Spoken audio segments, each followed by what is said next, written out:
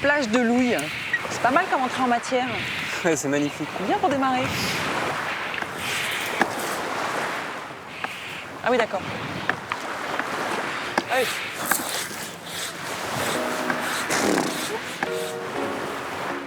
Ça, c'est dans mes cordes, normalement. Ben voilà, j'ai fait mes pompes et un peu mécanique. Bon, l'eau est bonne en plus en ce moment. On va s'écarter un petit peu des côtes et puis après on se mettra debout.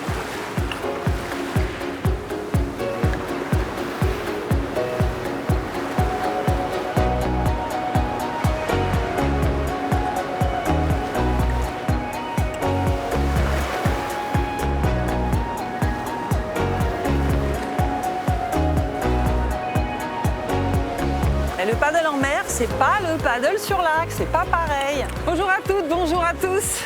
Je suis très heureuse de vous entraîner avec moi dans cette échappée toute méditerranéenne. Je vais m'asseoir, ça vaudra mieux. Nous allons ensemble parcourir les 900 km du littoral méditerranéen français, depuis la frontière espagnole, qui se trouve à quelques encablures d'ici, jusqu'aux portes de l'Italie, loin là-bas derrière. Nous partons à la découverte d'un patrimoine naturel exceptionnel. On l'oublie souvent, mais la faune et la flore de Méditerranée sont uniques au monde. Et vous allez voir qu'il ne manque pas d'amoureuses et d'amoureux de ce littoral pour en prendre soin, le préserver. Et je te remercie, Sylvain, de m'accueillir sur cette côte vermeille. Parce que des mers, j'en ai sillonné pas mal, des chaudes, des froides, avec ses pas sorciers, avec Thalassa aussi. Mais celle-ci, j'avoue, elle est chère à mon cœur. On est chez toi ici, mais on est aussi chez moi. On partage un très chouette point commun. On vous dira ça tout à l'heure.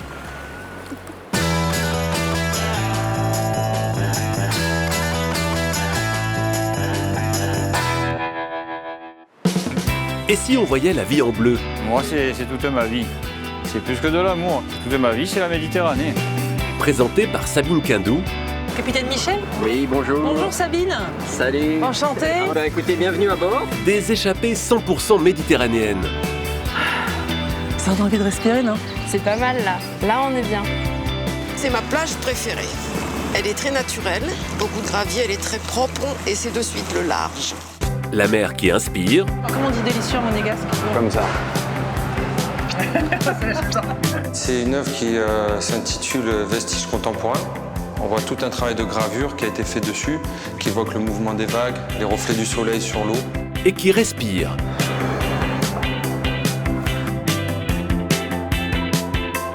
La mer qui mobilise. Moi, je suis venue pour faire un acte citoyen et pour sensibiliser mon fils de 6 ans au geste, au bon geste en fait, à avoir pour la planète. Voilà. Ah. Une petite bouteille en verre n'a absolument rien à faire ici. Moi, je suis une passionnée et j'aime transmettre, donc forcément, je suis souriante. Là, tout le travail se fait à la main, quoi, hein, au niveau du respect de l'écosystème, quoi. C'est vraiment une pêche vertueuse. Voilà ce qu'on cherche à la Dorade Royale. Un grand voyage le long des côtes françaises. On n'est pas dans le bon sens, mais on n'est pas les seuls. Vous savez pas mal de choses pour s'amuser, là. Prenez soin des océans et de vous. Ça va ensemble.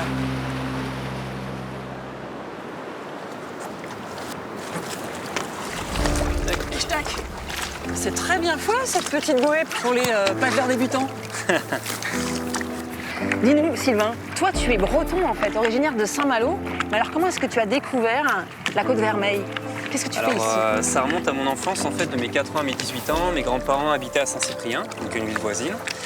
Comme moi. C'est ça. Mes grands-parents sont là, mon papy est né à Saint-Cyprien, j'ai passé tous mes étés ici. Et puis avec le temps, j'ai grandi, j'ai commencé à arpenter un petit peu les sentiers, je me suis mis au vélo. Et dès que l'opportunité s'est présentée, on est venu habiter ici pour fonder une famille.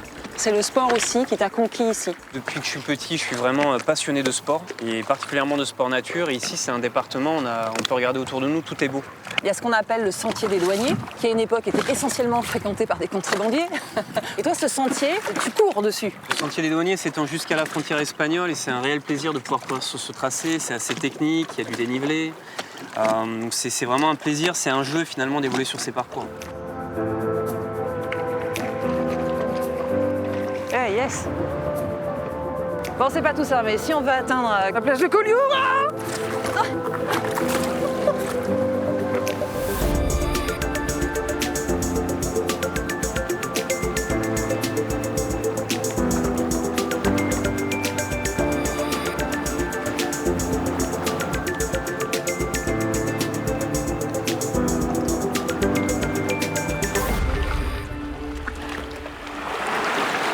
sort là.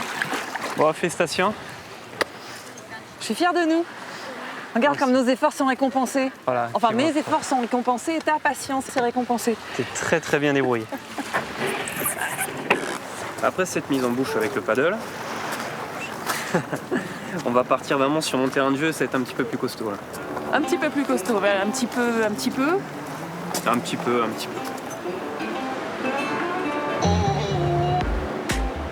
Donc là on quitte le Cap Béat et on va partir sur Sainte-Catherine, on va aller évoluer sur le sentier littoral. C'est la petite anse là. Exactement, juste en contrebas. Tu vas voir l'eau cristalline, c'est magnifique.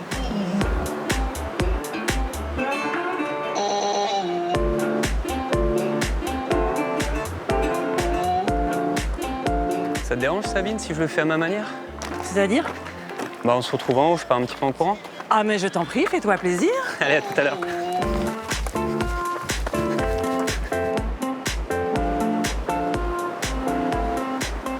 Moi je vais profiter du paysage, hein, pas de souci.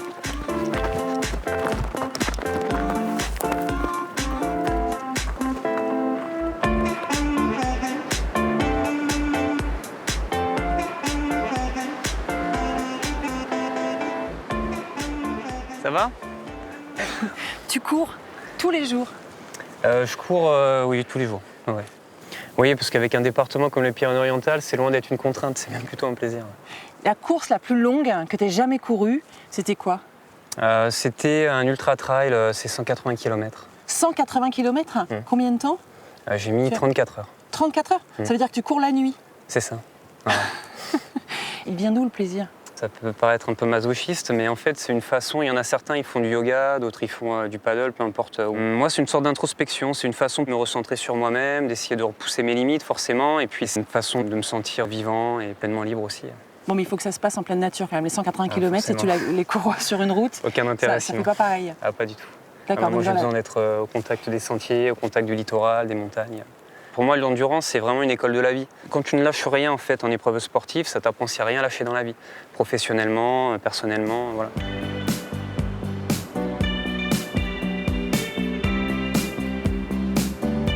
Sabine, je vais t'emmener sur ce petit pic rocheux. Et pour la petite histoire, c'est ici qu'on a pris les premières photos d'un événement qu'on a créé avec un ami qui s'appelle le Swimrun Côte Vermeille. Swimrun, nager, courir? Alors en fait, ça se fait par équipe de deux, en binôme. Et donc les deux vont venir courir et nager en même temps. Et ils vont alterner successivement du coup des phases de natation et de course à pied. Et sur quelle distance? Alors on a 5 formats sur l'épreuve et ça va de 4 km pour des courses enfants à 63 km pour le plus gros format qui est l'ultra. Et t'as combien de participants? On a 1100 participants. Je viendrai faire la 4 km avec les petits l'année prochaine. Avec grand plaisir. C'est le but.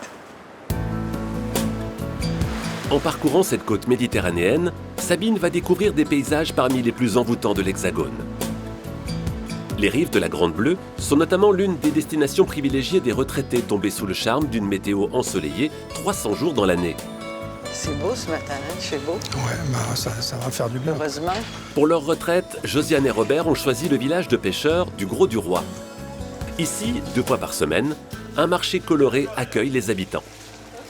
Et la Méditerranée, le poisson est plus goûteux que celui de l'Atlantique. Donc non, c'est pas un parti pris. C'est vrai, parce que la Méditerranée est salée, donc le poisson a plus de goût, il est plus goûteux, généralement. Alors, bonjour. Bonjour, moi je voudrais des supions. Des supions? Oui. Un bon petit lot. Josiane a l'accent chantant des enfants de la région. Bonjour. Robert, lui, a fait le grand saut depuis Paris. Et il ne regrette pas son déménagement. Je vais vous les mettre dans une boîte, ça sera plus présentable. C'est mieux que le brouillard, c'est mieux que le gel, c'est mieux que la bruine. C'est vraiment impeccable. Enfin, moi, je me plais énormément ici au Gros-du-Roi. Je suis devenu, je pense, gros-lin du cœur, à défaut d'être un gros-lin de naissance. Bon, j'espère que ça va être bon, la mer. Leur journée de retraités actifs ressemble à des vacances bien remplies, sans se presser pour autant, car eux, la mer, ils l'ont toute l'année. Ils ont même le bon goût de prêter leur plage aux touristes l'été pour la retrouver en plus petit comité en septembre. Ça va? On retrouve nos plages. C'est sûr, il n'y a plus cette frénésie de l'été avec tous ces gens qui sont les uns à côté des autres sur la plage. Et donc c'est avec un plaisir vraiment inouï qu'on retrouve notre territoire un petit peu, je dirais. Si pour certains l'arrière-saison est propice au repos, pour d'autres, elle rime plutôt avec boulot. Depuis plus de 2000 ans, chaque fin d'été sur les coteaux de Banyuls, les hommes répètent les mêmes gestes.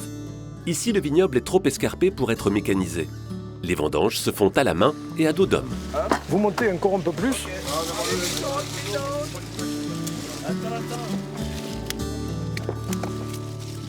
Malgré la sécheresse et les canicules qui ont fait souffrir les parcelles exposées les plus au sud, le vignoble de la Côte-Vermeille peut compter sur un allié de poids.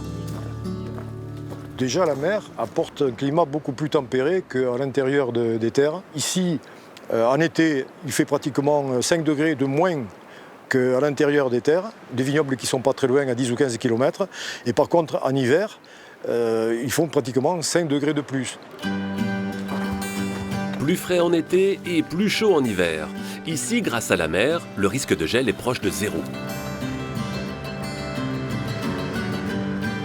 Sitôt récolté, le raisin est amené à la cave pour y être pressé. L'Étoile est la plus grosse coopérative de Banyuls. Elle est née en 1921 de l'union de 12 producteurs.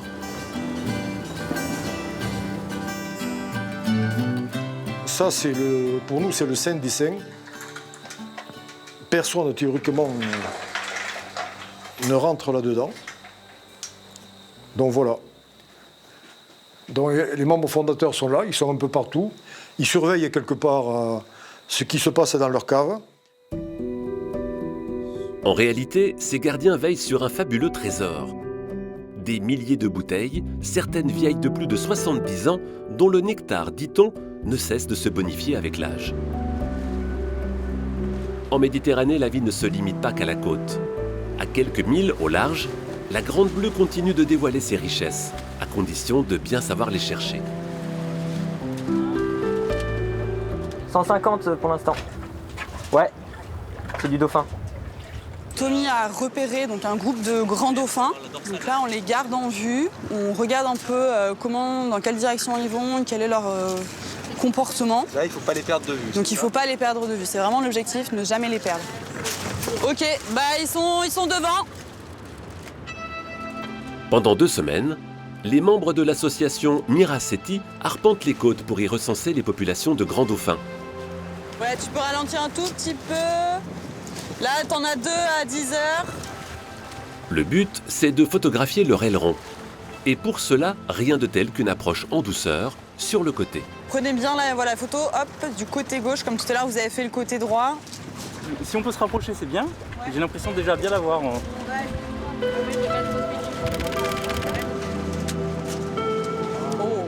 Chaque dauphin a un aileron unique.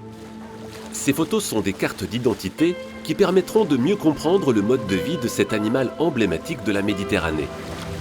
Ouais, tu vois, il a toute l'extrémité de la dorsale qui est blanche, qui présente des cicatrices. L'objectif de nos missions, de manière générale, c'est donc d'augmenter les données sur le grand dauphin pour augmenter donc, les connaissances que l'on a. Donc, estimer la taille de la population, estimer la structure de la population, comment les groupes sont constitués. Est-ce qu'on voit toujours les mêmes individus ensemble? Est-ce qu'on va avoir des individus qui vont bouger de la Provence au golfe du Lion? Est-ce que voilà, ils vont avoir des zones d'habitat préférentielles? Dauphins, mais aussi baleines et cachalots vivent dans ces eaux. Mieux les connaître, c'est le premier pas pour les protéger et veiller sur la biodiversité unique de la Méditerranée.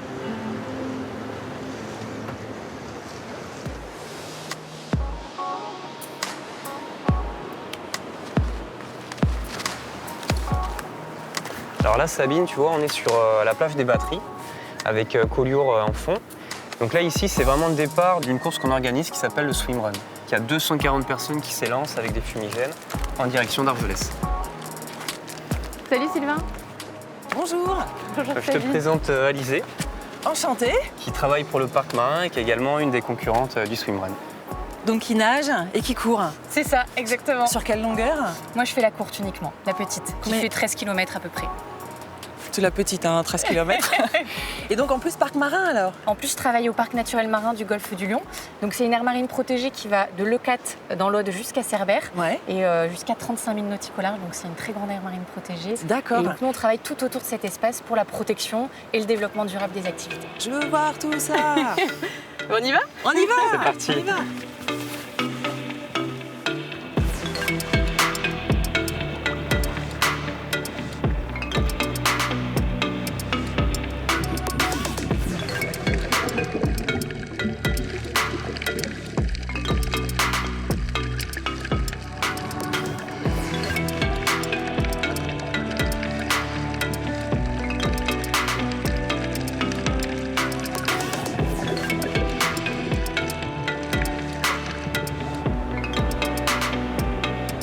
suis épatée par la propreté du site.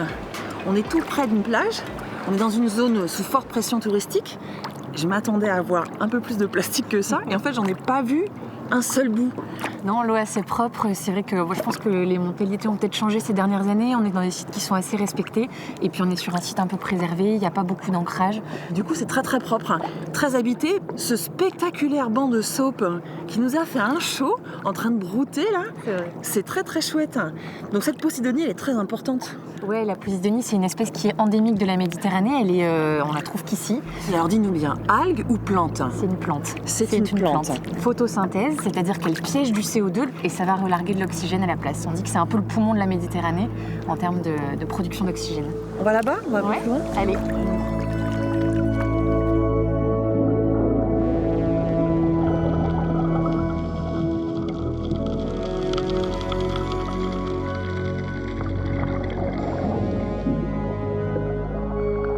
Donc là, les candidats de la swimrun, les compétiteurs, ils voient ce paysage-là, sous-marin. Exactement. Mais le parc marin n'a pas peur que ça provoque trop de pression là, sur l'environnement? Alors il y a beaucoup de monde qui passe, mais comme c'est prévu en amont avec les organisateurs, et notamment où est-ce qu'on positionne les bouées et la sortie de l'eau, les gens sont plutôt canalisés et il y a vraiment très peu d'impact. Parce qu'en fait, on interdit l'ancrage. En fait, il y a ces bouées parce que les gens n'ont plus le droit de jeter l'encre. Ça, ouais. Et ne pas s'ancrer, c'est préserver les champs de posidonie. Ah, ouais. C'est quand même impressionnant de se dire qu'on est bien dans le parc marin, mais non pas en haute mer. Collioure est juste là en fait. Ouais, juste c'est derrière ça. nous. Le parc englobe pas mal de villes qui sont des endroits assez touristiques et c'est vraiment des enjeux de concilier cette pression touristique, toutes ces activités qui se font en mer, avec la préservation de cet espace et des espèces qui sont là. On y va, Collioure? Je comptais t'y emmener. C'est pas la nage.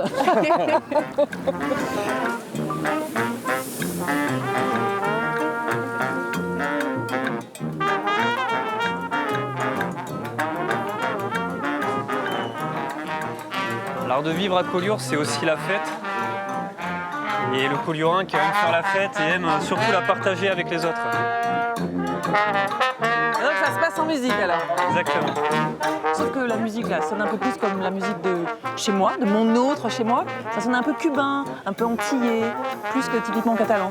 C'est vrai, je te rejoins. C'est pour te souhaiter la bienvenue. En revanche, ce qui est typiquement catalan, là derrière eux, ce sont les barques. Les barques catalanes qui sont facilement reconnaissables, ce sont des couleurs très très vives. Et des voiles latines, triangulaires.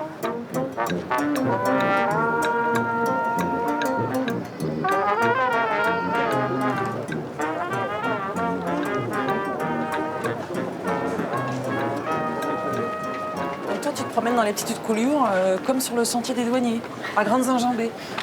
Et moi, j'essaie de te suivre.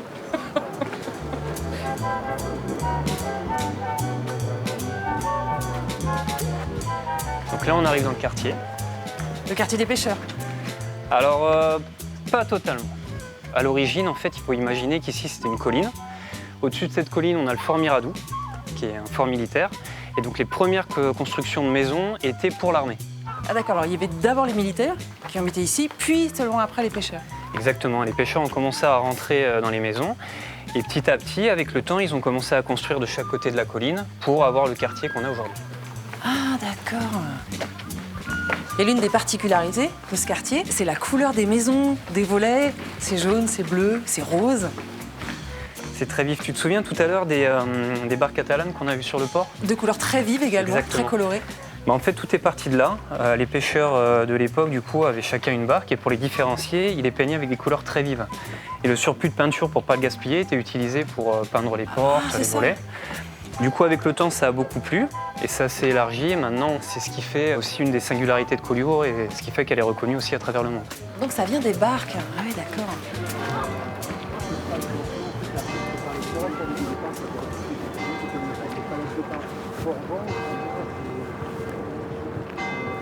Eh ben c'est très beau. Ouais, ben, c'est très très beau. C'est ici qu'on vient avec ma fille. C'est un peu notre panorama préféré.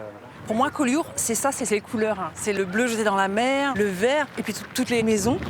Et là, on comprend bien pourquoi c'est la patrie des peintres. Alors effectivement, depuis le début du XXe siècle, Collioure a inspiré de nombreux artistes. Donc il y a eu des poètes, des écrivains, des chanteurs et beaucoup de peintres. Donc, on peut effectivement citer Matisse, qui est à l'origine du mouvement du fauvisme. Créer une émotion par la couleur. Ouais, Ils sont partis du principe avec André Derain d'avoir une approche où on ne devait plus représenter la réalité, mais vraiment exprimer une émotion. Donc maintenant, c'est la bonne heure, on va prendre un petit peu de hauteur. Ah, super.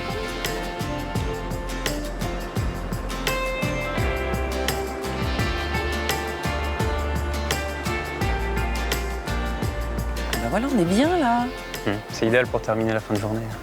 au pied du Fort Saint-Elme. Alors le Fort Saint-Elme, également appelé la sentinelle de la côte Vermeille, qui a une architecture assez sympa parce qu'elle est en forme d'étoile quand on la voit du ciel. Ah. Ça évitait les angles morts. Et qui date du? Du 15e, qui a été construit par Charles Quint. Donc quand on redescend, il fait nuit. Oui, par contre, il risque de faire un petit peu nuit. Mais toi, tu cours la nuit aussi. Avec la frontale. Il court tout le temps.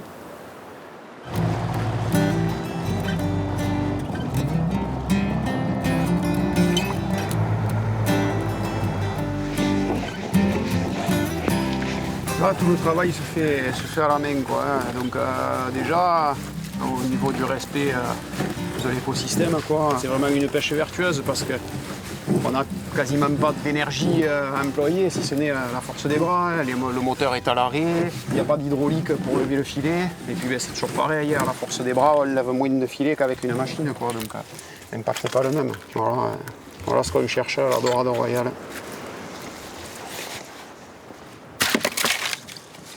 Cela fait 17 ans qu'Erwan a fait de l'étang de Leucate son terrain de jeu favori. Il pratique ce qu'on appelle ici la pêche petit métier. Différentes techniques pour cibler différentes espèces. Après la dorade, Erwan s'attaque au bar. Pas de filet cette fois pour attraper celui qu'on appelle le loup sur le pourtour méditerranéen, mais des lignes qu'il remonte après une nuit passée dans l'eau. J'essaie de ne pas prélever qu'une seule espèce. Je privilégie la double technique. C'est vraiment pour être sûr de ramener quelque chose, quoi. Voilà. Malgré sa polyvalence, Erwan a été contraint de prendre une grande décision pour continuer à gagner sa vie. Se lancer dans un second métier, comme la majorité des pêcheurs de Leucate. On a des pêcheurs et ostréiculteurs. On a des pêcheurs poissonniers. Pour ma part, moi, je suis pêcheur et terrassier. Voilà, donc on a quasiment tous une double activité. Comme partout sur le littoral méditerranéen, le poisson se fait de plus en plus rare et les pêcheurs doivent s'adapter. On part, mais on ne sait jamais si on va ramener quelque chose.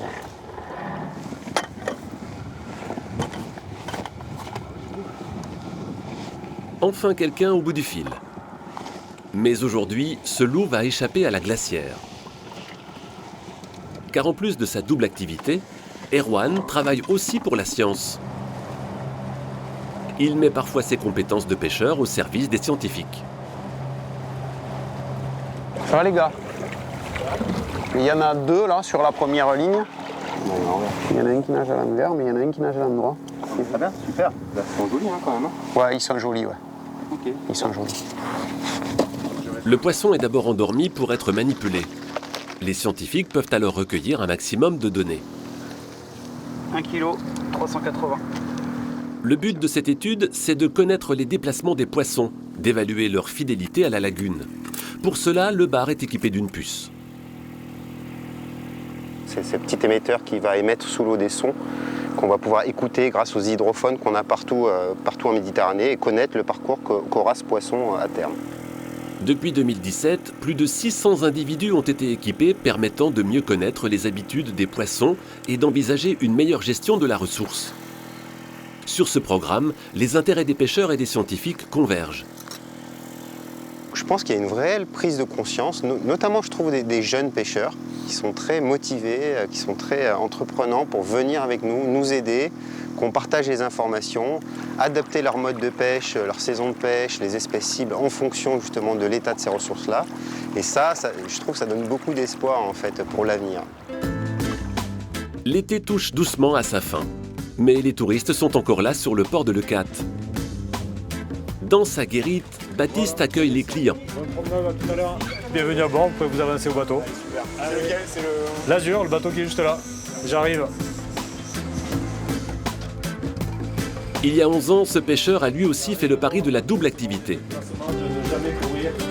Un petit point météo, on a un beau temps ensoleillé.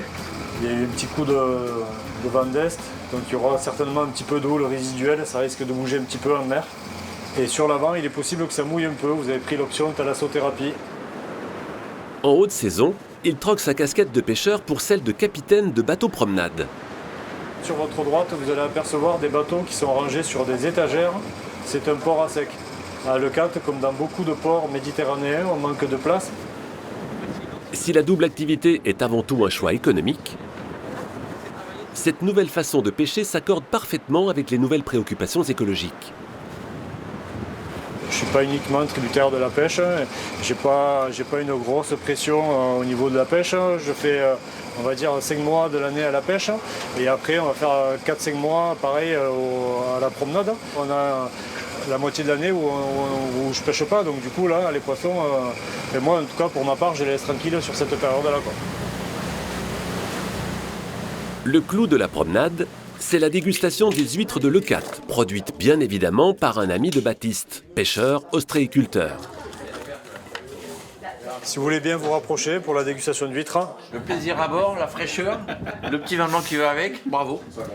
En bonne compagnie bien sûr, merci à tous. Santé. Santé. Là, vous pêchez quoi là aujourd'hui? Là on pêche pas, on fait la promenade. Voilà. Vous pêchez les clients. On pêche les clients, voilà, c'est ça. Pour moi, c'est le même métier, quoi. Les deux sont indissociables et je prends autant de plaisir à faire les deux. Peut-être parce que je le fais pas tout le temps aussi, c'est ça aussi qui est agréable. Si je le faisais tout le temps que la promenade ou que la pêche, peut-être je me lasserais, mais là, du fait de pouvoir changer régulièrement et plusieurs fois dans l'année, ça a ce côté qui fait qu'il n'est pas du tout rébarbatif, quoi. Activité incontournable de la Méditerranée, la pêche est en pleine tempête. Certains pêcheurs essayent de faire partie de la solution plutôt que du problème, quitte à réinventer un peu leur métier.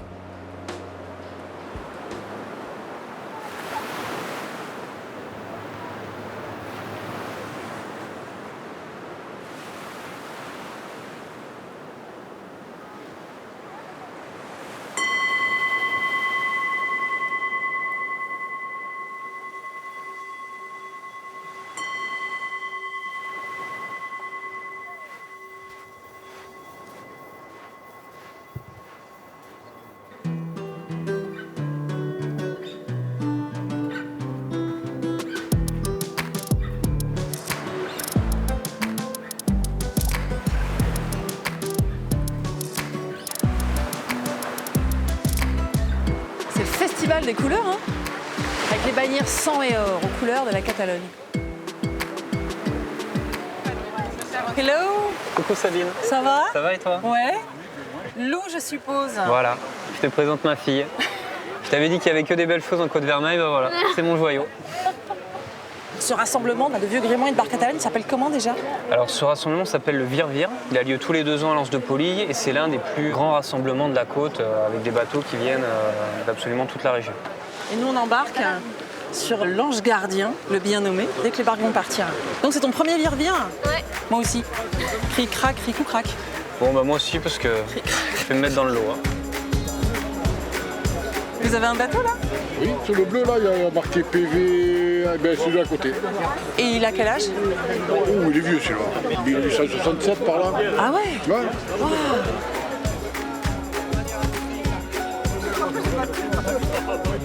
Faut y aller. Faut y aller. On va y aller, on va travailler. Hein. On termine, on y va. Enfin bon, vous y allez, mais vous prenez votre temps. On attend le vent. Ça fait un moment qu'on cherche le vent. Bon, moi j'y vais, j'embarque sur l'Ange Gardien, je vous attends en mer. À tout de suite. À tout de suite. Amusez-vous bien.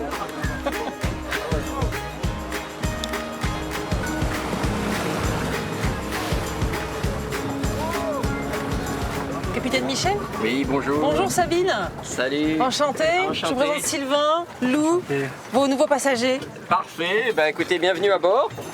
Allez, Il est super votre bateau. Ben merci. C'est à lui qu'il faut le dire. Hein. Tu es magnifique, Ange Gardien, je lui dis. C'est quoi son histoire? Alors en fait l'histoire c'est une reconstitution d'un bateau du XVIIe siècle qu'on appelle une pink barque. Mais du coup quand vous dites reconstitution, c'est qui c'est qui l'a reconstitué? Moi.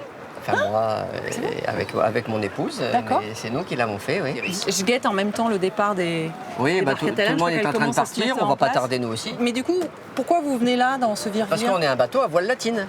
Comme les barques catalanes. Comme les barques catalanes qui n'en ont qu'une, mais nous on est un bateau à 3 mâts à voile latine. Ah, bon, elle se met en place. Ouais, on connaît pas le parcours, on sait pas ce qu'il faut qu'on fasse. Mais bon, on va improviser. Capitaine, on ne sait pas où on va et on ne sait pas à quelle heure on y va et on ne sait pas comment on y va. Et on sait surtout pas comment on va revenir. Bien, formidable. C'est ça l'aventure, cher ami. C'est l'aventure. Je sens qu'on va se surpasser aujourd'hui. Allez, on largue la mare là et on la lobe, s'il vous plaît.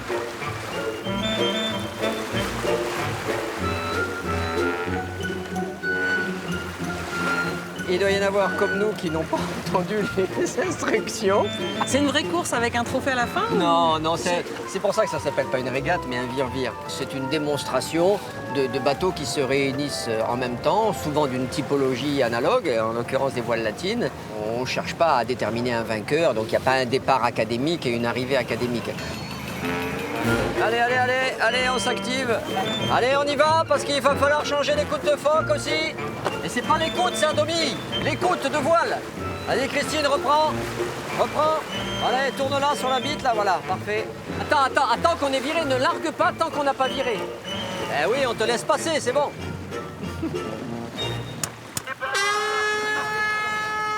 On n'est pas dans le bon sens, mais on n'est pas les seuls.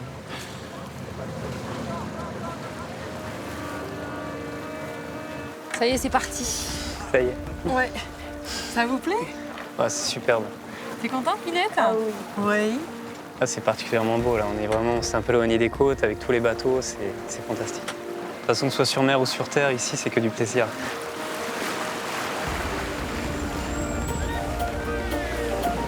Merci beaucoup, Sylvain. C'est quelques jours passés ensemble.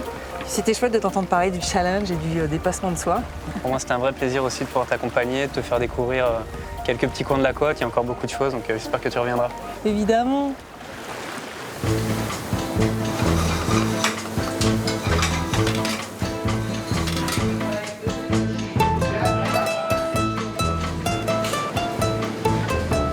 On y va avec 2 haricots caviar.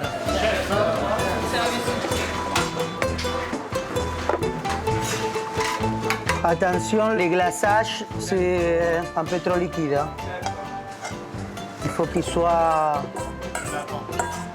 plus nappant. C'est magnifique en tout cas. Mauro Colagreco fait partie du petit monde des chefs superstars. 3 étoiles Michelin et un titre de meilleur restaurant du monde obtenu en 2019 pour le Mirazur, son restaurant de Menton. Une consécration pour cet Italo-Argentin à la cuisine résolument méditerranéenne, mais aussi influencé par ses nombreux voyages. Je ramène toujours des graines, des idées d'ailleurs. Et donc aujourd'hui, on a des bananiers, des fruits de la passion, même des voisins qui font pousser des mangues. Donc c'est un terroir qui est de plus en plus riche, un terroir qui nous surprend chaque jour. Difficile d'être plus ancré dans son terroir. Le Mirazur possède 5 jardins, tous situés aux alentours du restaurant. 8 maraîchers y cultivent à plein temps des légumes et des fruits, selon les principes de la permaculture. Et regarde la composition de la terre. C'est trop bien travaillé, les micro-organismes qui habitent la terre. L'avantage d'avoir ses propres potagers, c'est que le restaurant peut demander ce qu'il veut à ses fournisseurs. On a des tomates qui c'est bien pour l'acidité, pour les ceviches. On a des tomates qui ont des goûts trop doux. On a des tomates qui vont donner des couleurs dans les plats, des couleurs noires, blanches, jaunes, oranges. Et ça, c'est intéressant pour les restaurants. Et niveau fraîcheur, c'est imbattable. Malgré sa cagette sous le bras, Alessandro n'est pas un maraîcher comme les autres. C'est le glaneur du Mirazur. Voyons voir ce qu'on peut trouver. Sa spécialité, les plantes sauvages. Et quand il vient dans le jardin, il n'a Dieu que pour les mauvaises herbes. Ce matin, il est sous le charme de ces kénopodes. C'est quelque chose qui appartient à notre flore. On peut en faire un super bon usage alimentaire. C'est sain, utile, alors pourquoi ne pas le récolter? Peu de restaurants dans le monde peuvent se vanter de compter un ethnobotaniste dans leur équipe. Un spécialiste de l'histoire des relations entre les hommes et les plantes. Ça, c'est un Raphanus raffinistrum, le réfort sauvage. C'était très utilisé dans le passé, spécialement les feuilles. On les ajoutait aux soupes, aux omelettes, mais la racine aussi est comestible. Elle est très bonne. Aujourd'hui, le potager fournit plus de 70% des fruits et des légumes servis au restaurant. Un chiffre encore appelé à augmenter, puisqu'absolument tout semble pouvoir pousser sur ce petit bout de littoral. À Menton, on a un microclimat assez particulier. Je pense que pour le fait qu'on est entre la montagne et la mer, ça génère une humidité qui se recircule ici toute l'année. Et donc ça nous permet de planter et cultiver ces arbres tropicaux qui arrivent à maturité. Par exemple, les bananiers qu'on a en haut là, ils vont devenir jaunes dans quelques mois et sont très très bons. Les premiers essais des kakis, des mangues ou de grenades apparaissent aussi très prometteurs. Pour toutes les denrées qu'il ne produit pas lui-même, le Mirazur essaye de travailler avec les meilleurs fournisseurs. C'est le plus ferme. Plusieurs fois par semaine, Lucas, le second de Mauro, se rend sur le port de Menton. Bonjour Manuela, ça va? Le restaurant travaille avec le bateau Prosper depuis ses débuts. Une relation privilégiée. Déjà quand ils sont en mer, ils font une petite sélection pour nous, ils savent très bien qu'est-ce qu'on cherche, ils savent très bien qu'est-ce qu'on veut. Donc ils arrivent à nous laisser un petit peu la magie de la mer dans un petit boîte cachée. C'est la surprise. Et les surprises, l'équipe adore ça. Ça va? On y va? Oui. Waouh, c'est beau. Plusieurs fois par mois, la salle de l'atelier prend des allures de tableau d'Archimboldo. Ils sont beaux, hein, 3 variétés. Vous avez pas mal de choses pour s'amuser là. Hein? C'est génial parce qu'on est en transition entre deux saisons, donc on a même des bananes. Hein? Des tomates aussi pas mal. Les réunions créatives servent à imaginer les plats du moment. Ici, chacun peut laisser libre cours à son imagination. C'est aussi le moment où Alessandro présente ses dernières trouvailles au chef. Waouh, c'est magnifique. Il y a le navet, mais aussi le réfort. Hein. Dans n'importe quel restaurant, on a besoin d'une équipe, des gens qui apportent, avec lesquels on peut échanger. Mirazur, c'est un restaurant qui est basé sur l'ouverture, la liberté, l'échange, et ça ne pourrait pas être autrement. Si le visage de Mauro incarne incontestablement la réussite du Mirazur, Silvina, Luciana, Luca, Alessandro et tous les autres rappellent que c'est avec les meilleurs ingrédients que s'écrit la recette du succès.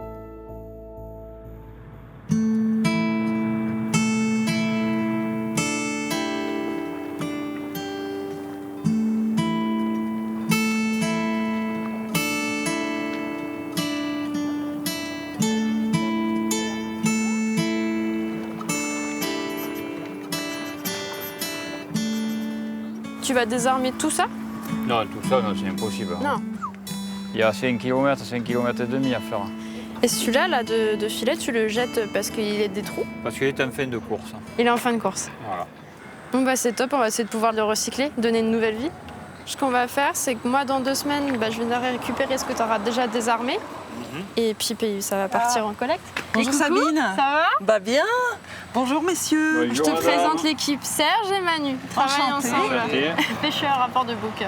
Bon, est-ce que tu trouves ton bonheur? Bah oui, je trouve mon bonheur. Depuis les âgés, il y en a sur ce port. Hein. T'as vu, hein? J'en ai vu effectivement des quantités très importantes, plein les caisses, plein les poubelles. Mais tout ce plastique, toi, qu'est-ce que tu vas en faire? On va les mettre en boudin. Donc un boudin, en fait, c'est ça. Tu vois, on les met en petite chrysalide. C'est-à-dire qu'on va retirer les fils. Donc ce fil-là qu'il ne garde pas et que moi je peux pas recycler parce que c'est pas le même plastique. Ok. Mais en les mettant en boudin, ça peut être directement retransformé. Je t'ai ramené ce que font mes partenaires, donc c'est-à-dire qu'on arrive à transformer ça en billes. Donc tu vois Serge et Manu, là c'est du filet de pêche qui a été retransformé en matière première. Et ensuite, qu'est-ce qu'on peut faire comme type d'objet avec? C'est, tu vois, mes lunettes de soleil. Ok. Parce que mes lunettes de soleil, c'est du filet de pêche. Pas mal. Vous pouviez imaginer que vos filets de pêche allaient finir en lunettes. Donc deuxième vie à ces filets qui autrement deviennent quoi? La destruction. Hein. Destruction, comment? On colmatait pièce par pièce, on les cachait dans les gros sacs poubelles, bien fermés. Qui partent à la déchetterie? Et on mettait dans la benne. C'était enfoui, en fait les filets sont enfouis ou incinérés. Nous, on n'avait que cette solution-là. D'accord, donc vous, c'est un soulagement qu'on vienne vous les chercher? Ah oui, en plus ça sert. Et donc, moi je peux trouver ça que bien, quoi. Vous en êtes débarrassé sans avoir à les laisser dans la nature? Ça profite à Sabine. Hein. Et à la Méditerranée. Et à la Méditerranée. Parce qu'on aime bien cette Méditerranée quand même. Si moi, c'est toute ma vie. C'est plus que de l'amour. Je sais faire que ça. C'est toute ma vie, c'est la Méditerranée. Si vous saviez ce qu'on retire de la mer. Ça vous fait peine? Ça me dégoûte, ça me donne envie de dégueuler, ça me fait de vomir quand on va parler. Des caddies, des trottinettes, des vélos, des mobylettes, des moteurs de voitures, des milliers d'enjoliveurs de voitures, des milliers.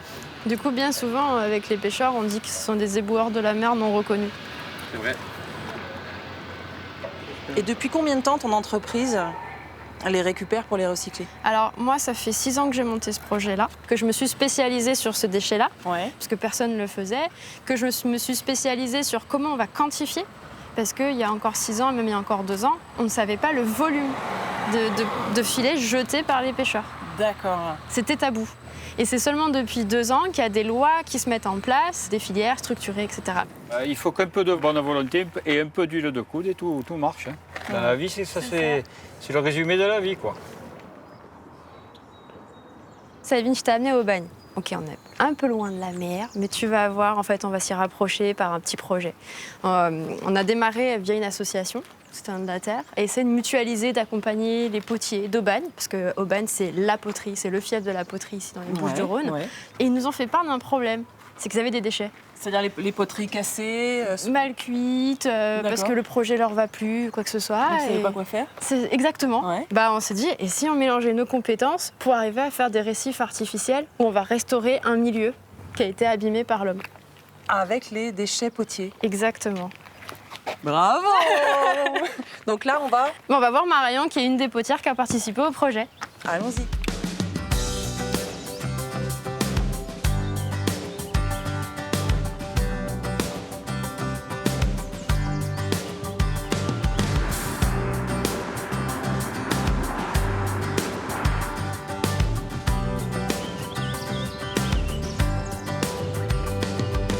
Ce projet a démarré quand? En octobre 2021. On a réussi à lancer cette dynamique avec les potiers, dont Marion qu'on va voir, là où on va récupérer les poteries, et avec les scientifiques, la ville de Port-de-Bouc, tout le monde en fait. On a réussi à agripper tout le monde dans le projet. Et aujourd'hui, première immersion? Première immersion. Ah ouais, donc là c'est un grand moment là. C'est le début d'une nouvelle aventure qu'on va tous démarrer ensemble. Et tu participes avec moi à l'immersion. Merci beaucoup. Dis donc Marion, elle habite dans les faubourgs boisés de l'Aubagne. Dis donc, elle est pas mal cette banlieue là.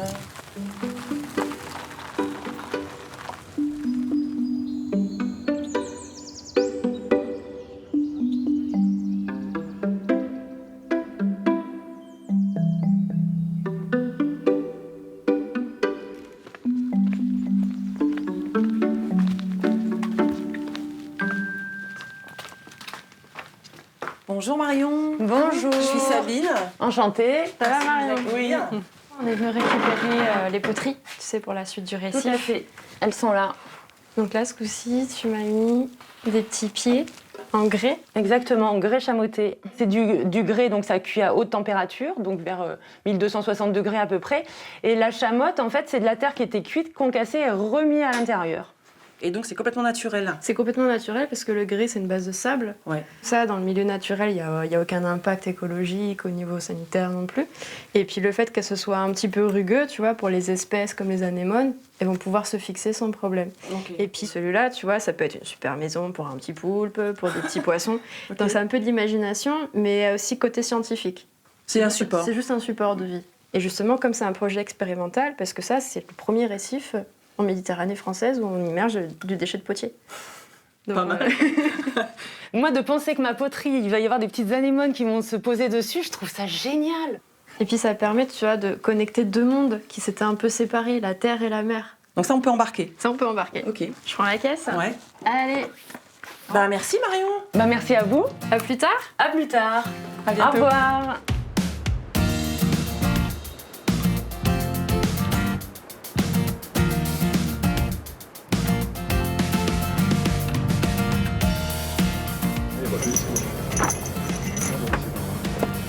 Et voilà.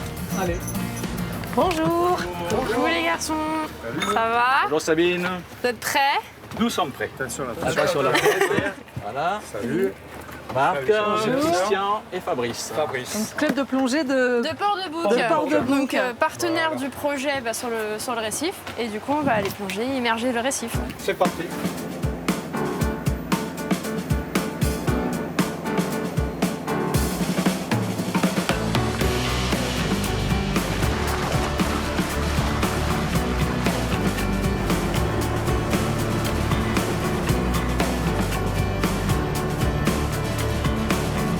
Du coup, les bouées, elles ont un petit peu bougé là avec les mouvements et...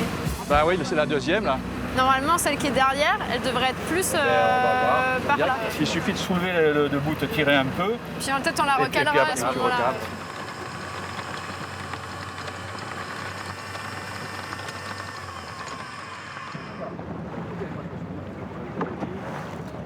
Bon, ils sont là, eux, là, ça y est, c'est eux qui vont partir à l'eau, là. Celui-ci viendrait bien de chez Marion. Oui, ça y est, tu reconnais le style un petit peu. Ouais, j'ai l'œil.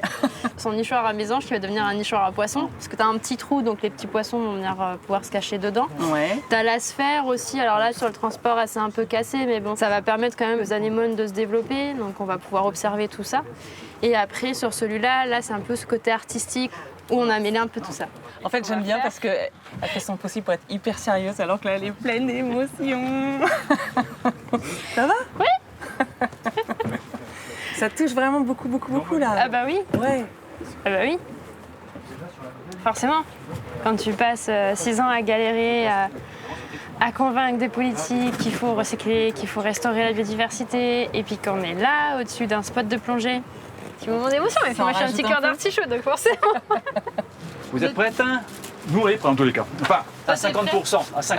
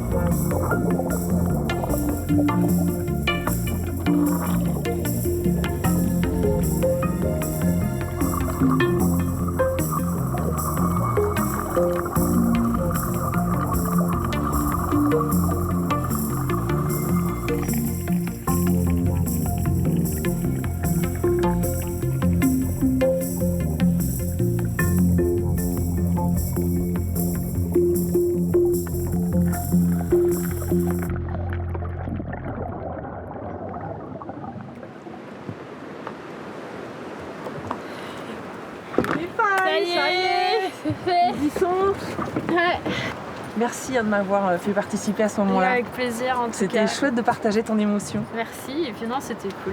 Puis la suite, prochaine aventure, en voyant le récif évoluer. En combien de temps à peu près? Entre déjà 3 à 6 mois, on aura les premiers habitants. J'enverrai les photos. De retour l'année prochaine. C'est ça.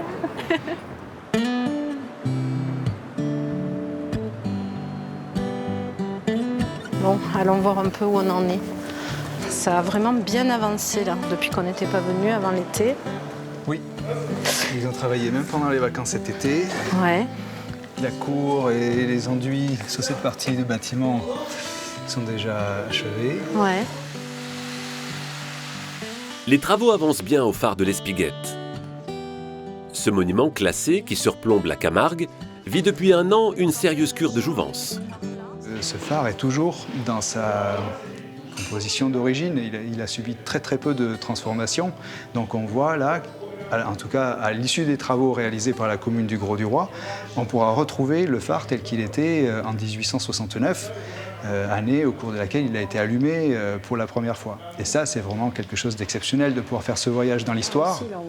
L'ouvrage a été acquis par le Conservatoire du Littoral, qui en a confié la gestion à l'Office du tourisme, impatient d'en profiter. Donc normalement, si tout va bien, c'est livraison fin novembre. Et puis le temps de se mettre en place, de travailler la visite, de travailler un petit peu tous ces espaces et une ouverture en février 2023. Jusqu'à présent, le phare, toujours en activité, n'était pas ouvert au public. Bientôt, des visiteurs pourront y accéder en empruntant le sentier aménagé à travers la dune. Le clou du spectacle, ce sera à coup sûr l'ascension vers la lanterne. Et là, l'extérieur de la tour a été restauré, l'échafaudage a été enlevé. Par contre, l'escalier, lui, il est toujours en restauration avec un gros échafaudage. Ah ouais, c'est drôlement impressionnant. Heureusement pour le public, la montée sera bientôt plus facile et les efforts récompensés.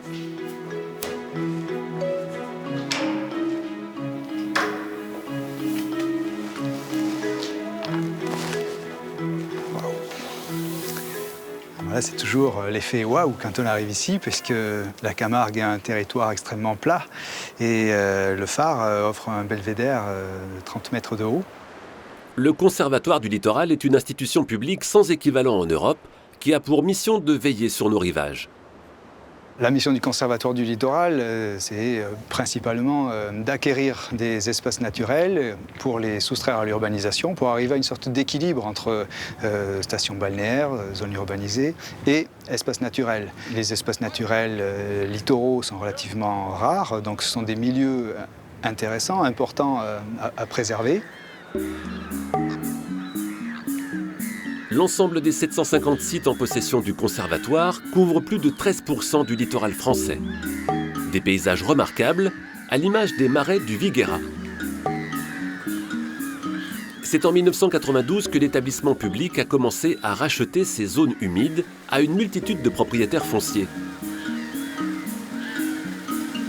On avait des terres agricoles, donc de production de riz ou d'autres céréales. On avait des piscicultures. Et notamment on avait des marais de chasse aussi. Et puis ça a quand même été une terre d'élevage aussi depuis longtemps selon les secteurs. Voilà. Mais c'était essentiellement agricole et chasse. À l'époque, la zone portuaire de Fos-sur-Mer, située juste en face, voulait s'agrandir et lorgnait sur ces terres. Le conservatoire est intervenu car il avait décelé le fort potentiel écologique de la zone. 30 ans plus tard, le site est devenu une petite chapelle sixtine de la biodiversité. Sur les oiseaux, on est à plus de 300 espèces qui fréquentent le site de façon plus ou moins régulière. Par exemple, le site est connu pour abriter notamment le butor étoilé. C'est le site naturel protégé et en particulier réserve naturelle nationale qui accueille le plus de butors en France. On accueille plus de 10% des effectifs de cette espèce-là. Et c'est vrai aussi pour le héron pourpré. Comme tous les sites du conservatoire, les marais sont ouverts au public afin de sensibiliser chacun à la richesse de notre environnement et à sa nécessaire préservation. À Saint-Mandrier, la plage de la Coudoulière est célèbre pour ses galets, les coudoulets en provençal, qui lui ont donné son nom. Moins prisée que certaines plages de sable fin, elle a pourtant ses aficionados à l'image de Josette.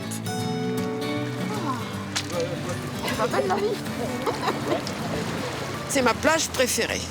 Elle est très naturelle, beaucoup de gravier, elle est très propre et c'est de suite le large.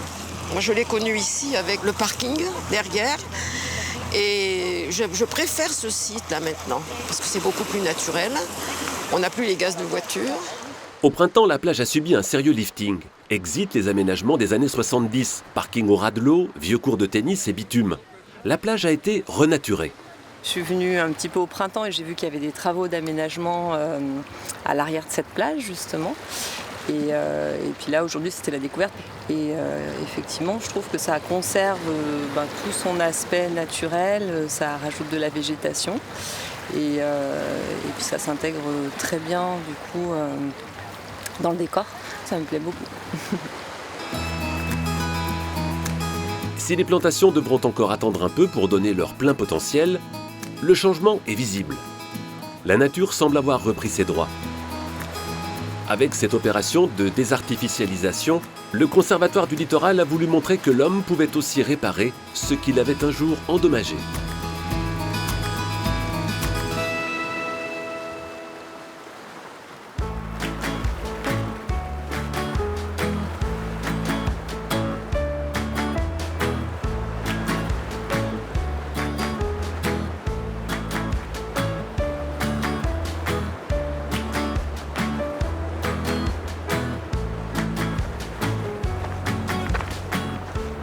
C'est Marseille là qu'on voit juste en face. Oui, c'est ça. T'as la calanque de Niolon qui est juste là, que tu vois. Ils sont bien là, c'est charmant. Ils sont calés, hein.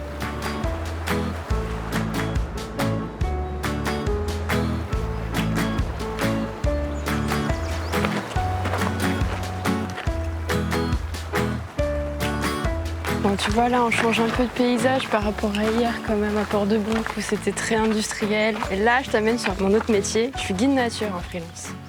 Chef d'entreprise, présidente d'association, guide nature. Ouais.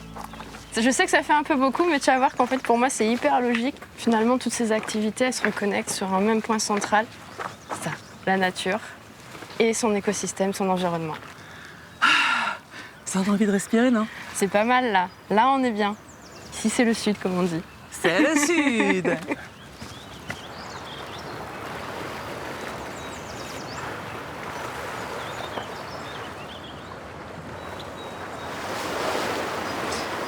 Je t'ai amené sur des sentiers où j'amène du monde, de grand public. Je leur parle de faune, de flore, mais surtout, c'est un milieu fragile. Et donc, je leur propose de ramasser les déchets.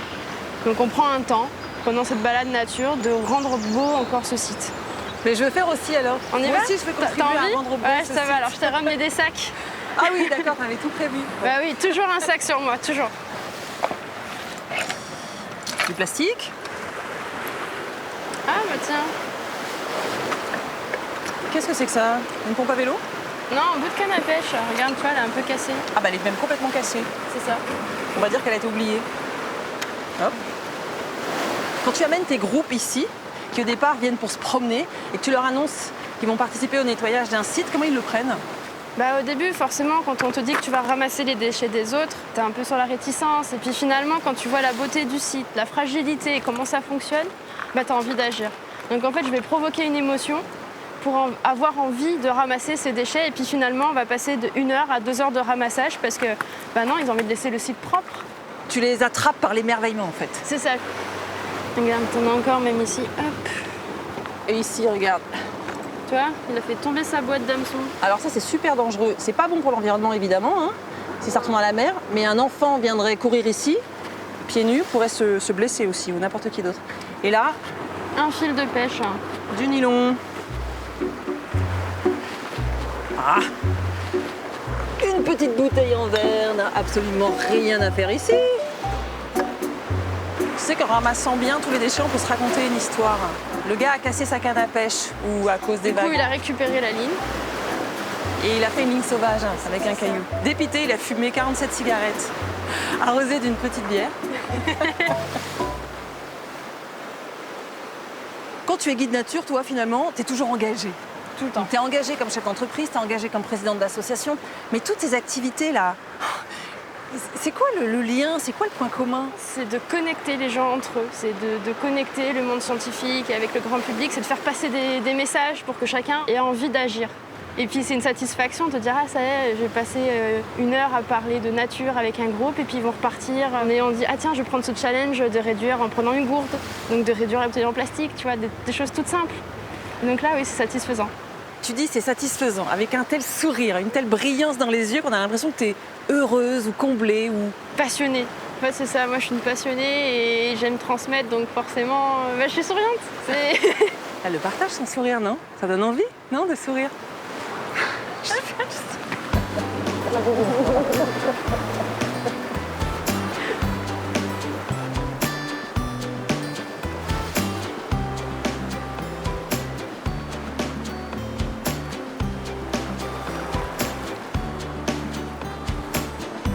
Eh ben on est bien là, dans le vent. Pas trop mal, ouais. Avec un paysage, t'as super bien bossé sur le décor, bravo. Toute la nuit, je l'ai façonné. J'ai ramené Marseille au plus près de la côte. C'est quand même fantastique de se dire que je peux travailler au bord de la mer en allant un peu à la ville pour les conférences et par rapport au travail que je fais, mais être déconnectée très rapidement à 2 pas. Et vraiment, la nature, elle est là, elle est juste là, et donc c'est top. Et c'est ça qui me fait vibrer en travaillant ici. C'est pour ça que t'as posé tes valises ici? Oui. Merci.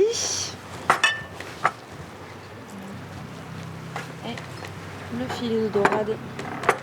Magnifique. Merci beaucoup. Merci bon appétit. Merci. Bah écoute, bon appétit. Ouais, bon appétit. Tiens, je trinque avec un petit peu d'eau. Allez, allez. À nous. À la Méditerranée.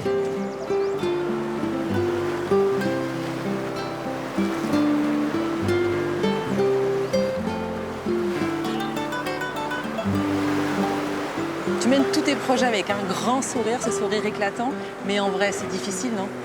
C'est pas que c'est difficile, c'est long. Faut avoir beaucoup de persévérance parce que le plus compliqué dans n'importe quel projet d'entrepreneur, c'est convaincre. Parce que le fait que tu sois une jeune femme, tu as l'impression que ça te complique la tâche? Jeune et femme. J'ai eu les deux, j'ai eu plusieurs fois, mais tu n'as pas assez d'expérience, tu ne peux pas te lancer, tu n'es pas d'ici parce que je ne suis pas de Marseille, je ne suis pas du sud de la France, je ne suis même pas de métropole. Donc forcément, ça, on me le fait comprendre. Pour beaucoup de gens, c'était trop, beaucoup trop. Tu dis, je suis pas d'ici, je suis pas de ce monde-là, mais d'où viens-tu? Moi, je suis née au Kenya parce que j'ai des parents qui travaillaient aux Nations Unies. Ma mère en tant qu'infirmière. Et après, elle a voulu du calme, de la nature et un département français. Et on a choisi la Guyane. En termes de nature, là, vous êtes servi. Ce moteur-là, ce que tu as découvert, donc la nature, la mer, tu as l'impression que c'est ça qui fait que j'avance, et oui, je vais les convaincre. Oui, c'est ça qui me fait avancer chaque jour. Tant que j'ai pas un mur face à moi où on me dira non, mais un non définitif, je continue à avancer. Et tu vois, ça fait 6 ans, 7 ans maintenant que je suis sur le projet. Et sur les projets. Sur les projets. Et finalement, on en est là, au bord de cette falaise, à avoir mis un récif, à recycler les filets de pêche, à avoir créé toute une économie autour d'un déchet qui devient une ressource et d'avoir emmené du monde avec nous dans ce projet. Pourquoi cette Méditerranée plutôt qu'une mer Caraïbe, un océan Atlantique? Finalement, pour moi, la Méditerranée, c'est un terrain de jeu que je découvre et qu'un jour, je me dis je vais le dupliquer ailleurs. Quand on voit ça, on a pas envie de la protéger quand même.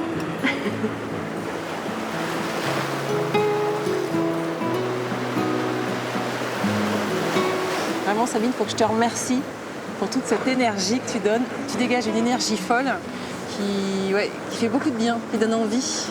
Ça donne envie, alors tant mieux. Je continuerai de sourire.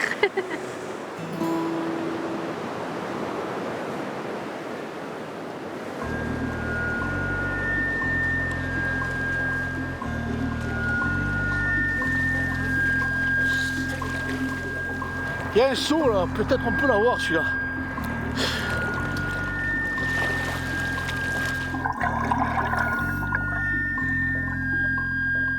Ce matin, Jackie et sa bande se sont retrouvés pour une partie de pêche un peu spéciale dans le golfe de Jouan-les-Pins.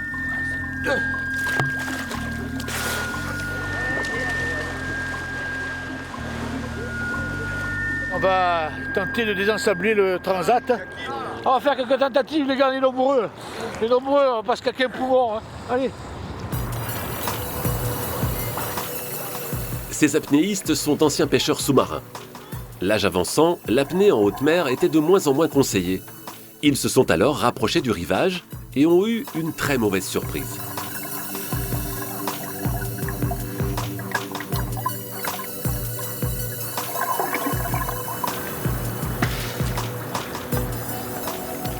Quand on s'est rapproché du bord, on a vu des coins impactés vraiment par les encombrants, de tout. On a sorti des pots de peinture, des batteries. Et on s'est dit, pourquoi ne pas faire quelque chose?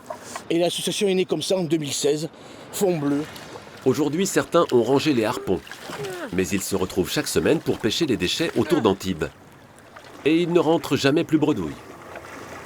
On est fiers de sortir des saletés, mais on se dit que ce qu'on fait, c'est une petite goutte. Dans un océan de saleté, quoi.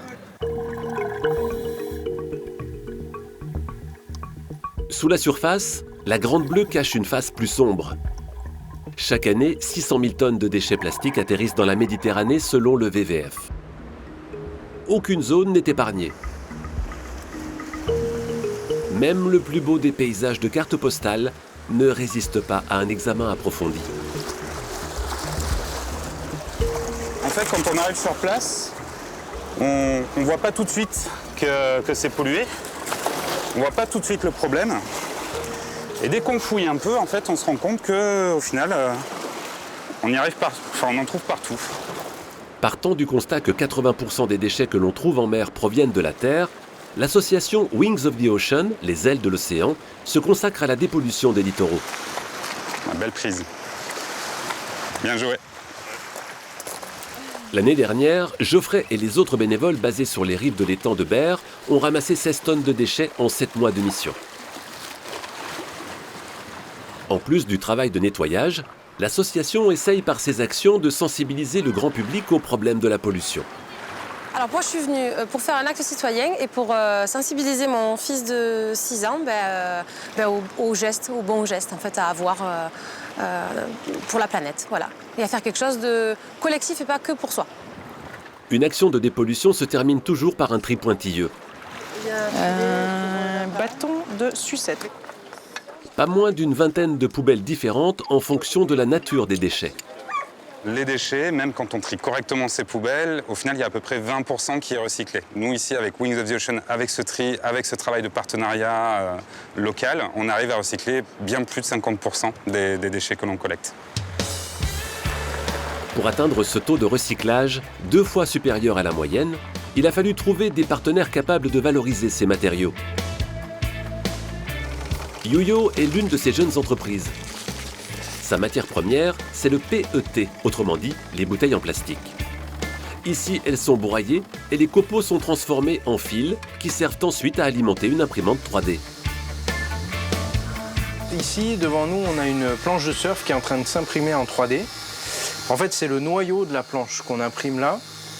Et il s'imprime avec des déchets plastiques. En fait, ce noyau, donc imprimé en 3D, il vient remplacer les pains de mousse qui sont habituellement utilisés pour fabriquer des planches de surf. Ce changement de matériau offre en plus la possibilité de créer un noyau sur mesure. Alors voilà, donc on retrouve notre noyau imprimé en 3D avec des déchets plastiques. Habituellement, la fabrication d'une planche est un cocktail de pétrochimie. Ici, l'ensemble des composants a été remplacé par des matériaux naturels et biosourcés. Le constat qu'on a fait, c'est que les planches de surf sont des produits qui sont toxiques à la fois pour les individus et pour l'environnement, qui ne sont pas ou très peu recyclables et qui en plus de ça sont extrêmement polluants. Donc ça ne correspond pas du tout avec l'état d'esprit de la très grande majorité des gens qui pratiquent ce sport, donc il y a un vrai paradoxe. Les surfeurs peuvent désormais concilier l'amour de la planche et celui de la Grande Bleue.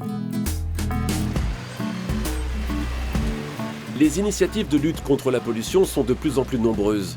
Mais pour espérer changer la donne, il faut un changement d'échelle, que des collectivités s'emparent du problème. Il y a 2 ans, le maire de Cagnes-sur-Mer a installé ce filet à la sortie de la bouche d'évacuation des eaux de pluie du quartier du port. On n'a jamais eu un résultat comme ça. Mais beaucoup de déchets là. T'as raison, c'est la première fois qu'il est comme ça. Attention. Une belle pêche comme on dit. Ça c'est, il y en a de partout. Des bouteilles, des fragments de plastique, bouteilles en verre, ballons de baudruche. Mégots, là il doit y en avoir quelques milliers. Les consommables de la vie de tous les jours qui devraient être dans des poubelles, mais qui se retrouvent dans les réseaux d'eau pluviale parce que les gens les jettent dans les grilles d'avaloir. Et si des collectivités, des communes comme la commune de Cannes ne s'engagent pas, en fait, voilà, tout ça, ça finit par contaminer les mers et les océans. Sans ce dispositif, ces 300 kilos de poubelles auraient déjà rejoint la mer. Stéphane Assikian a commencé à développer ses filets en 2010. Depuis, il en a installé 450 en France et dans les dom-toms, captant plus de 250 tonnes de déchets. Ce filet, c'est un filet hors norme aujourd'hui qui peut équiper n'importe quelle dimension d'ouvrage hydraulique, qui peut résister à toutes les poussées hydrodynamiques, les orages, les submersions. En fait, c'est vraiment une invention française, c'est un brevet. On est très fiers de ça, parce que la France est en avant sur le reste du monde, il faut le dire. Et aujourd'hui, c'est vraiment un outil qui est indispensable pour résoudre cette problématique de pollution des mers et des océans. Ces dispositifs ne sont pas réservés aux communes littorales. Ils s'installent partout, car les ordures des rivières et des fleuves finissent inexorablement au large. Et il est beaucoup plus facile de capter les déchets sur terre que de nettoyer la mer.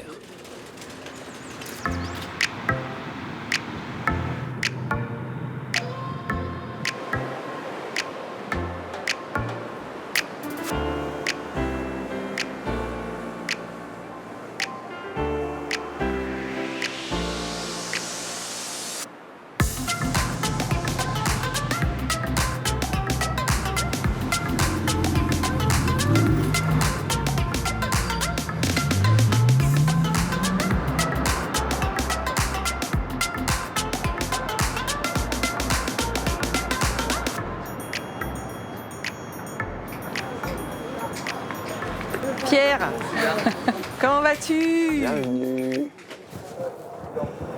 Bon, je suis trop contente. Ça me fait très très plaisir de te recevoir à Monaco. Bah, moi, je suis bien contente d'être là. Ce que je te propose, c'est de commencer la journée, puisqu'il est relativement tôt, par faire le marché. Parce que j'aimerais bien te faire découvrir mon monde, t'amener sous la mer avec moi pour découvrir ce qu'est la plongée libre et un peu de plongée bouteille peut-être aussi. T'es OK? Oui, je suis OK. En route?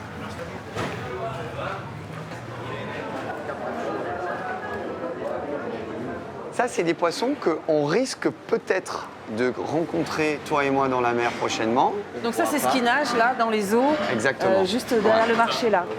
Des poissons, t'en as vu des dizaines, des centaines d'espèces différentes, là, dans tes entraînements. Des centaines de milliers dans tes entraînements. Alors, dans mes entraînements, mais pas en grande profondeur. Ouais, c'est moins habité. Quand je faisais les records à 123 mètres, j'ai les yeux fermés. Tu sais, 123 mètres, ça fait peur. T'as vraiment les yeux fermés? J'ai les yeux fermés à la descente, j'ai pas de masque. Et tes titres de champion du monde? Alors j'ai 4 titres de recordman du monde. Ouais. Et j'ai 4 titres français entre 96 et 98.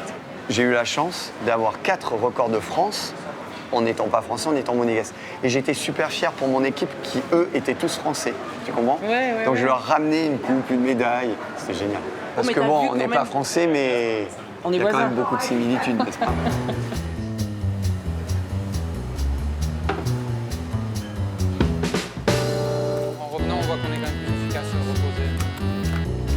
Ah, bah regarde.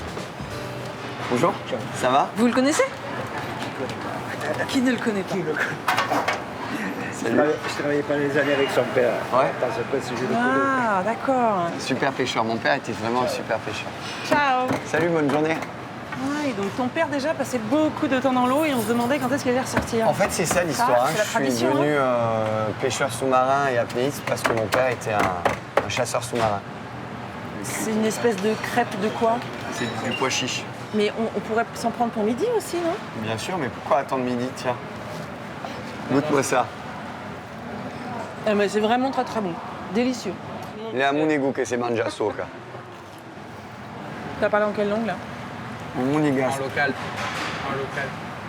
En langue vivante, madame. Obligatoire à l'école. Hein. C'est vrai? Ah Bien oui? sûr, et c'est une option au bac. Comment on dit délicieux en monégasque? Comme ça. C'est gênant.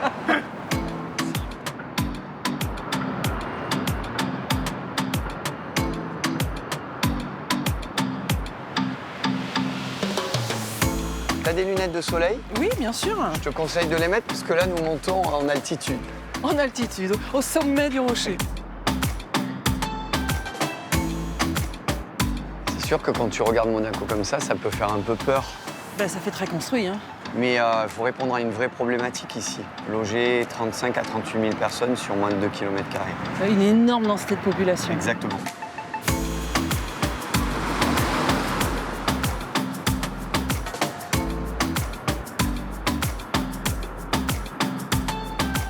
Bienvenue chez nous.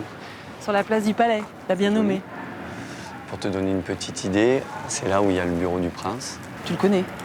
Le prince ou son bureau? Le prince. Oui, bien sûr. Tu connais bien. Oui, oui. Comme c'est un très grand défenseur de l'environnement, un très grand amoureux de la mer et des océans, ce sont des passions qu'on a en commun. Donc j'organise tout ce qui est plongée autour de l'environnement avec le souverain. Et on fait énormément d'étapes, d'expéditions et de missions comme ça. T'es super impliqué dans la vie de la cité. C'est mon pays, je l'aime, donc je le défends. Et même si quelquefois il y a des choses qui ne vont pas, je le défends parce que c'est la famille. Et oui, je suis impliqué parce que je suis concerné. Tu vois, mon école est là-bas sur la gauche. Ok, ton école de plongée, l'école bleue, ouais. là-bas. L'école bleue, ça n'est pas que aller voir des poissons et apprendre à les protéger. C'est d'abord et avant tout être un être humain, avec des valeurs. Les enfants, quand ils arrivent à l'école bleue, d'abord on passe un pacte entre nous. Ils ont une charte à réciter. Moi, pirate des abysses, je promets à partir de ce jour de protéger la nature à mes risques et périls, d'économiser l'eau douce, de trier mes déchets, d'empêcher la pollution, de sauver les tortues, de sauver les baleines, de sauver les dauphins, de sauver les requins. Vive la nature, vive les pirates. Qui on est nous? On est des pirates. Pirates à l'abordage. Moi, quand tu récites ce sermon, ça me fait des petits picotis et je pense que mes poils se dressent. Je t'avoue, j'ai presque toujours une sorte de sanglot quand je le fais. C'est que en rigolant et c'est pas que pour rire. C'est en souriant, mais tu transmets vraiment, toi, tes valeurs vachement fortes. C'est les miennes, hein? C'est toi et lui, là, hein? C'est les tiennes. Non, c'est le soleil. Oui, oh, il pique ce soleil. À Beaulieu-sur-Mer, tout au bout de la pointe rocheuse de la baie des Fourmis, la Côte d'Azur prend soudain des airs de Cyclades. La Villa Kérilos a été construite pour un riche archéologue au début du 19e siècle. Fausse antiquité, mais vraie réussite. C'est dans cet écrin que l'artiste verrier Antoine Pierini a choisi d'exposer ses créations. Dès le péristyle, ses roseaux de verre toisent les colonnes en marbre de Carrare. Ses œuvres amènent couleur et lumière sans faire toc dans ce décor antique. C'est une œuvre qui s'intitule Vestiges contemporains. Donc ça représente une amphore avec des formes et des lignes assez pures. On voit tout un travail de gravure qui a été fait dessus, qui évoque le mouvement des vagues, les reflets du soleil sur l'eau. Pour moi, l'amphore, c'est un objet iconique méditerranéen qui a été fabriqué par toutes les civilisations méditerranéennes. Et c'est un bel exemple de connexion entre ces peuples. Et moi, j'essaie de traiter ça de manière sculpturale et d'en faire comme des personnages, des idoles, un peu des sortes de totems. Cela fait plus de 10 ans que la Grande Bleue irrigue son travail. De ses voyages en Italie, Grèce ou Tunisie, il ramène le sentiment d'une identité collective malgré les différences. Les cyprès illustrent bien ce destin commun. C'est un arbre qui vit très longtemps, qui est très haut, qui symbolise la vie, la mort, mais aussi qui a colonisé tout le contour méditerranéen durant l'Antiquité au fur et à mesure des siècles. Et aujourd'hui, on ne peut pas imaginer des paysages en Espagne, en Toscane, sans penser au cyprès. Antoine Pierini n'est pas seulement un fin technicien du verre soufflé, c'est un artiste qui n'hésite pas à casser les codes et à s'amuser avec la matière, comme en témoigne son œuvre après la bataille. C'est ici, entre Nice et Antibes, dans le joli petit village de Biote, que le sculpteur a grandi. Il s'est installé dans un ancien moulin à huile d'olive du XVIe siècle qui était autrefois l'atelier de son père, Robert Pierini, surnommé le couturier du verre. Cette matière, il est tombé dedans tout petit. Dès mon plus jeune âge, j'ai touché le verre, j'ai commencé à faire mes billes. Ça a toujours été une notion de jeu, de plaisir pour moi. Le verre, c'est quand même une matière unique qui joue avec la lumière et il peut être transparente, opaque, ça peut être fragile, ça peut être fort, ça peut être léger, ça peut être lourd. Toutes ces contradictions, je trouve qu'elles sont vraiment intéressantes à exploiter. En ce moment, Antoine n'est pas en phase de production. Alors, il ouvre son four à d'autres verriers. Alors là, il vient de mettre du verre coloré avec des oxydes métalliques, c'est sous forme de poudre. Donc la couleur, on peut l'intégrer de différentes façons. Là, on roule dans une poudre. Des artistes venus de loin puisqu'ils sont américains, originaires de Seattle. Vous avez fait ça ce matin? Oui, on a fait celui-là. Celui-ci aussi. Okay. On a fait ce couvercle aussi. Okay, cool. C'est la seule partie qu'on avait faite avant de venir. Ensuite, on reliera avec des chaînes. Ouais, j'ai vu, c'est très délicat. Casey G et son mari David Walters vont passer 3 semaines ici, en résidence, au cœur de la Provence. Antoine leur met non seulement à disposition son atelier, mais aussi toute son équipe technique. Je crois que travailler avec de nouvelles personnes est toujours très inspirant. C'est comme être dans un nouvel endroit, c'est toujours inspirant. Ce qui est bien avec le verre, c'est que tu peux débarquer dans un atelier avec des gens qui ne parlent pas ta langue, mais parce que vous faites la même chose, vous pouvez vous comprendre, ce qui est super. Vu qu'on partage tous un langage commun qui est non-verbal, on peut travailler ensemble. Le monde des artistes verriers est minuscule. Quelques centaines d'ateliers aux 4 coins de la planète. Dans sa jeunesse, Antoine en a visité un certain nombre, y a parfois posé ses valises, et cela a profondément enrichi son travail. Quand on ne sort pas de chez soi, de son petit atelier, on pense qu'il n'y a qu'une seule façon de faire, et peut-être qu'on n'est pas assez dans la prise de risque. Et à force de voyager, de voir d'autres façons de travailler le verre, d'autres techniques, on se rend compte en fait que quasiment tout est possible. Et c'est vraiment ce que je retiens moi, de tous mes voyages. Aujourd'hui, en accueillant des artistes en résidence, Antoine rend un peu de ce qu'il a reçu. Ce soir, il y a de l'ossobuco. Il faudra le traduire en anglais. Hein. L'ossobuco à la milanaise. Et pour ces Américains, le dépaysement, et sans doute l'inspiration, se trouvent aussi en partie hors des murs de l'atelier. Mademoiselle.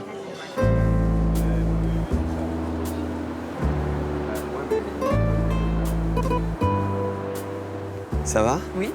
T'as bien dormi? Oui. T'es reposé? Un peu. On va faire un travail de pleine conscience de la ventilation.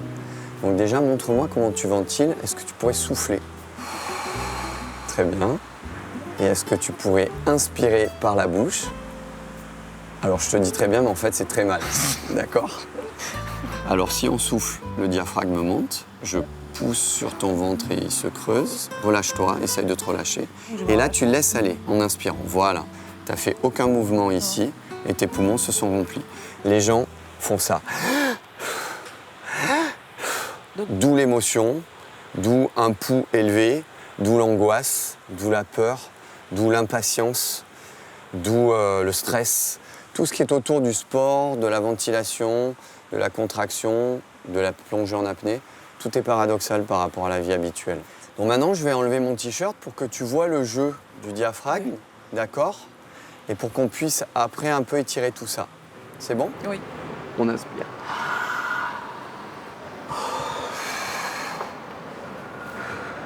Tu souffles. Je respire quand même.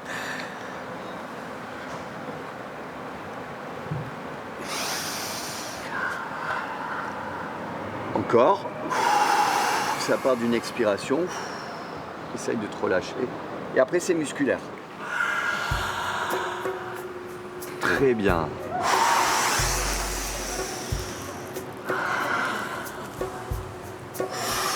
Regarde-moi.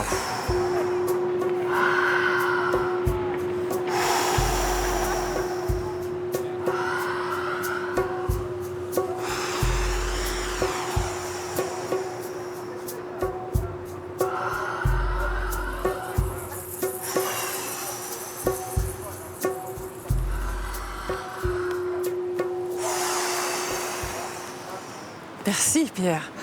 Donc là, je suis prête pour me glisser dans la mer. Là, on peut dire que tu es moins. complètement prête à te glisser dans la mer, à inspirer, à descendre en apnée. Toi, tu fais ça tous les jours? Je fais ça tous les jours. Je l'enseigne, je m'entraîne, je pratique tous les jours. Même si tu n'es plus en compétition? Surtout si je suis plus en compétition. Et maintenant, c'est pour être bien dans ta vie de tous les jours? C'est pour être mieux dans ma vie de tous les jours. Ouais.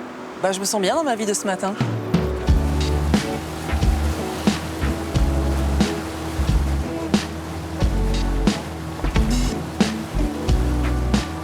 Nous y voilà.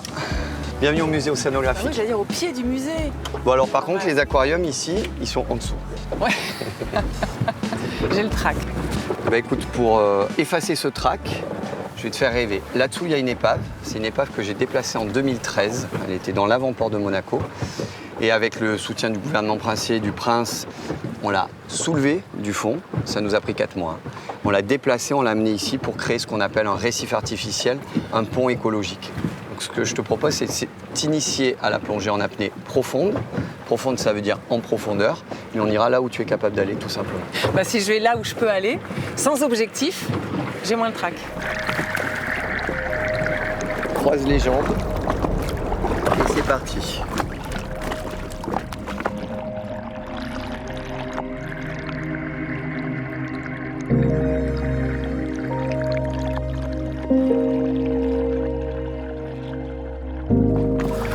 Très bien. 5 mètres. Ah oui ? Oui. L'aspect limitatif dans la plongée en apnée, quand on débute comme ça, c'est le temps. Donc si tu veux gagner un peu en profondeur, il va falloir que tu progresses légèrement plus rapidement. Maintenant, on va passer tête en bas, qui est beaucoup plus normal pour la plongée en apnée.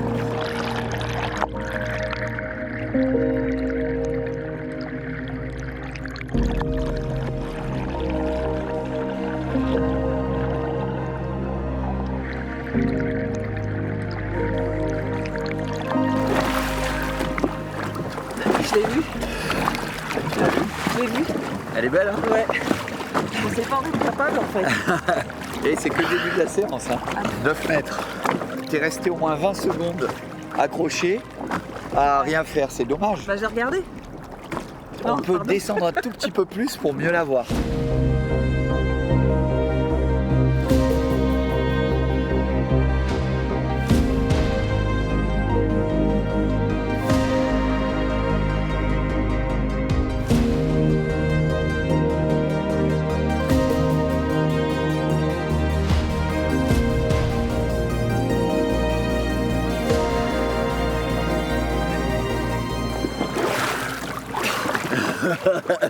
Tu l'as bien vu là, hein?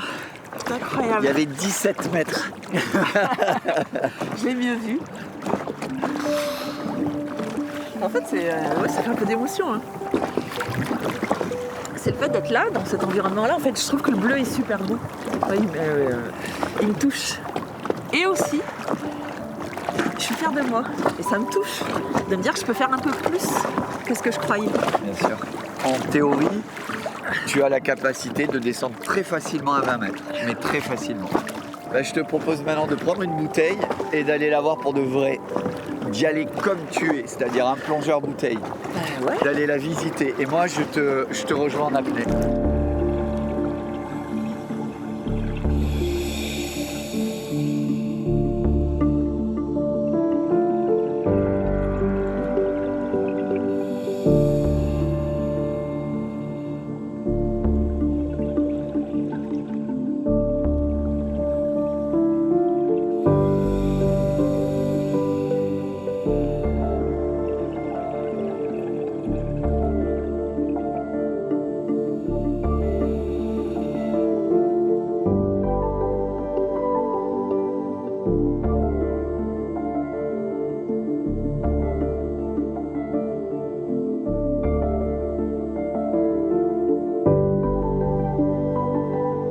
Je suis épatée par déjà la visibilité, la lumière et la couleur qu'il y a sur cette épave. Et puis elle est super habitée.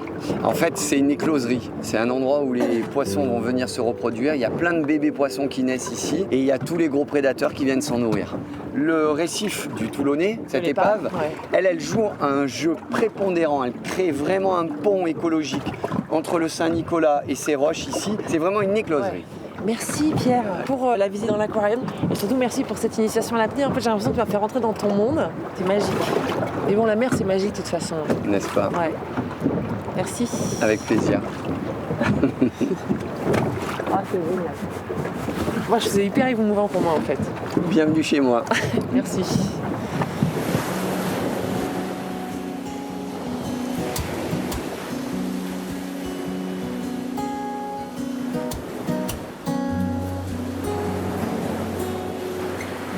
C'est la fin de notre échappée belle consacrée à la Méditerranée.